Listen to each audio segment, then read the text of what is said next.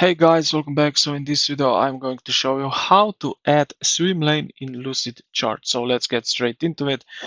So now make sure that you are in a working diagram. So in blank diagram or whatever, you can be in your working progress of workspace.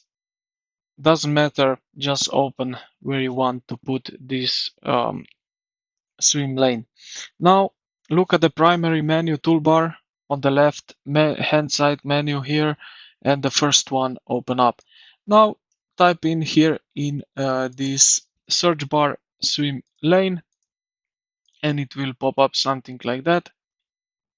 So yeah, I think this is what we need.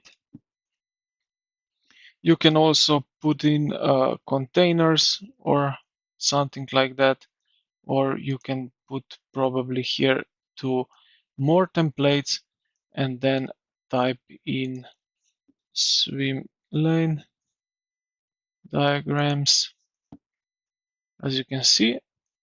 So let's use this one for example. Just like that, it will pop up here in your workspace, and now you can start editing.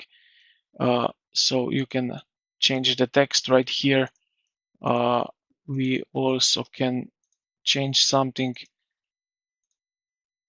So we can change, add emojis, add text, data. So we can add new data fields and so on.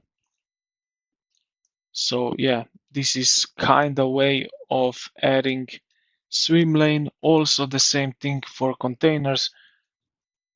So we can just type in containers, and here you go.